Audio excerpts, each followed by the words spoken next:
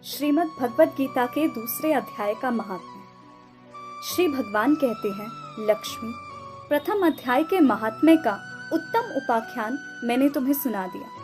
अब अन्य अध्यायों के महात्म्य श्रवण करो। दक्षिण दिशा में वेदवेता ब्राह्मणों के पुरंदर नामक नगर में श्रीमान देव शर्मा नामक एक विद्वान ब्राह्मण रहते थे। वे अतिथियों के पूजक, स्वाध्यायशील, वेद शास्त्रों के विशेषज्ञ, यज्ञों का अनुष्ठान करने वाले और तपस्वियों के सदा ही प्रिय थे। उन्होंने उत्तम द्रव्यों के द्वारा अग्नि में हवन करके दीर्घ काल तक देवताओं को तृप्त किया, किंतु उन धर्मात्मा ब्राह्मण को कभी सदा रहने वाली शांति न मिली। वे परम कल्याणमय तत्व का ज्ञान प्राप्त करने की इच्छा से प्रतिदिन प्रचुर सामग्रियों के द्वारा सत्य संकल्प वाले तपस्वियों की सेवा करने लगे। इस प्रकार शुभ आचरण करते हुए उन्हें बहुत समय बीत गया।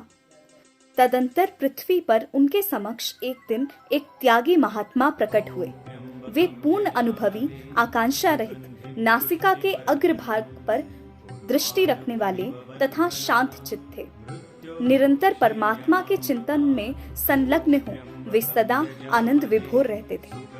देव शर्मा ने उन नित्य संतुष्ट तपस्वी को शुद्ध भाव से प्रणाम किया और पूछा, महात्मन, मुझे शांतिमय स्थिति कैसे प्राप्त होगी? तब उन आत्मज्ञानी संत ने देव शर्मा को सौपुर ग्राम के निवासी मित्रवान का, जो बकरियों का चरवाहा था, परिचय दिया और कहा, वही तुम्हें उपदेश देगा। यह सुनकर देव शर्मा ने महात्मा के चरणों की वंदना की और समृद्धिशाली सौपुर ग्राम में पहुंचकर उसके उत्तर भाग में एक विशाल वन देखा। उसी वन में नदी के किनारे एक शिला पर मित्रवान बैठा था। उसके नेत्र आनंदातिरा कसे निश्चल हो रहे थे। वह अपलक दृष्टि से देख रहा था। वह स्थान आपस का स्वाभाविक वैर छोड़कर एकत्रित हुए परस्पर विरोधी जंतुओं से घिरा था। वहां उद्यान में मंद मंद वायु चल रही थी। मृगों के झुंड शांत भाव से बैठे थे और मित्रवान दया से भरी हुई आनंदमयी मनोहारिणी दृष्टि से पृथ्वी पर मानो अमृत छिड़क रहा था। इस रूप में उसे देखकर देव शर्मा का मन प्रसन्न हो गया। वे उत्सुक होकर बड़ी विनय के साथ मित्रवान के पास गए। मित्रवान ने भी अपने मस्तक को किंचित नवाकर देव शर्मा का सत्कार किया। तदंतर विद्वान देव शर्मा अनन्य चित्त से मित्रवान के समीप गए और जब उसके ध्यान का समय समाप्त हो गया, उस समय उन्होंने अपने मन की बात पूछी। महाभाग, मैं आत्मा का ज्ञान प्राप्त करना चाहता हूँ। मेरे इस मनोरथ की पूर्ति के लिए मुझे किसी ऐसे उपाय का उपदेश कीजिए जिसके द्वारा सिद्धि प्राप्त हो चुकी हो।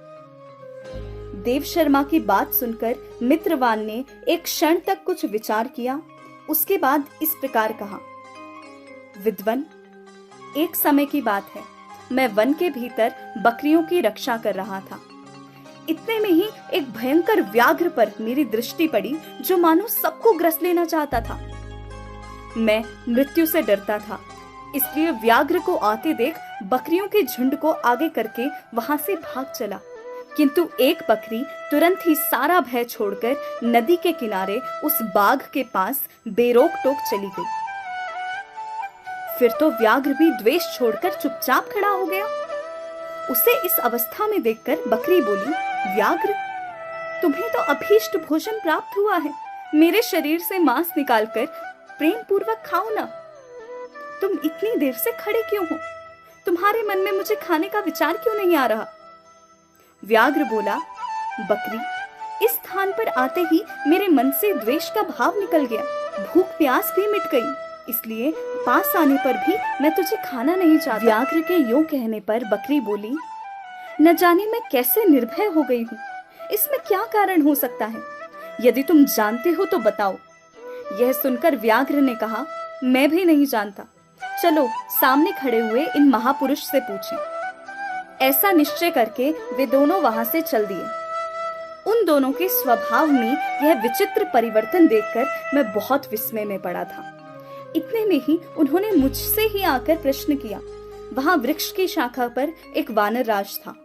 उन दोनों के साथ मैंने भी वानर राज से पूछा, विप्रवर, मेरे पूछने पर वानर राज ने आदर पूर्वक कहा, अजापाल सुनो, इस विषय में मैं तुम्हें प्राचीन वृतांत सुनाता हूं। यह सामने वन के भीतर जो बहुत बड़ा मंदिर है उसकी ओर देखो। इसमें ब्रह्मा जी का स्थापित किया हुआ एक शिवलिंग है। पूर्व काल में यहाँ सुकर्मा नामक एक बुद्धिमान महात्मा रहते थे, जो तपस्या में संलग्न होकर इस मंदिर में उपासना करते थे। वे वन में से फूलों का संग्रह कर लाते और नदी के जल से पूजनीय भगवान शंकर को स्नान कराकर उन्हीं से उनकी पूजा किया करते थे। इस प्रकार आराधना का कार्य करते हुए सुकर्मा यहाँ निवास किया करते थे। बहुत समय के बाद उनके समीप किसी अतिथि का आगमन हुआ। सुकर्मा ने भोजन के लिए फल लाकर अतिथि को अर्पण किया और कहा, विद्वन, मैं केवल तत्व ज्ञान की इच्छा से भगवान शंकर की आराधना करता हूँ। आज इस आराधना का फल परिपक्व होकर मुझे मिल गया, क्योंकि इस समय आप जैसे महापुरुष ने मुझ पर अनुग्रह किया है। सुकर्मा के ये मधुर वचन सुनकर तपस्या के धनी महात्मा अतिथि को बड़ी प्रसन्नता हुई।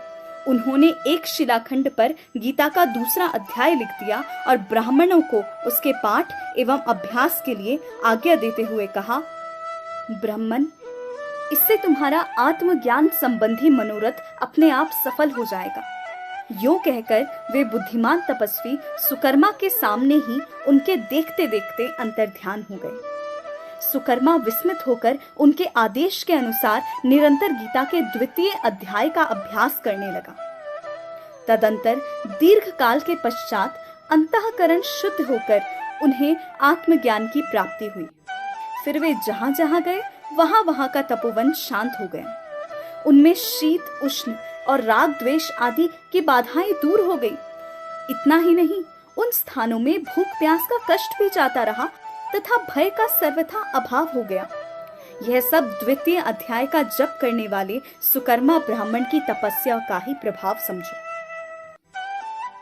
मित्रवान कहता है, वानर राज के यूं कहने पर मैं प्रसन्नता पूर्वक बकरी और बाघ के साथ उस मंदिर की ओर चला गया। वहां जाकर शिलाखंड पर लिखे हुए गीता के द्वितीय अध्याय को मैंने देखा और पढ़ा। उसी की आवृत्ति करने से मैंने तपस्या का पार पा लिया है। अतः भद्र पुरुष, तुम भी सदा द्वितीय अध्याय की आवृत्ति किया करो। ऐसा करने पर मुक्ति तुमसे दूर नहीं रहेगी। श्री भगवान बोले, प्रिय, मित्रवान के इस प्रकार आदेश देने पर देव शर्मा ने उसका पूजन किया और उसे प्रणाम करके पुरंदरपुरी की राह ली। वहां किसी देवालय में पूर्वोक्त आत्मज्ञानी महात्मा को पाकर उन्होंने ये सारा वृतांत निवेदन किया और सबसे पहले उन्हीं से द्वितीय अध्याय को पढ़ा। उनसे उपदेश पाकर शुद्ध अंतःकरण वाले सुकर्मा प्रतिदिन बड़ी श्रद्धा के साथ द्वितीय अध्याय का पाठ करने लगे। तब से उन्होंने प्रशंसा के योग्य परम पद को प्राप्त किया। लक्ष्मी, यह द्वितीय अध्याय का उपाख्यान कहा गया।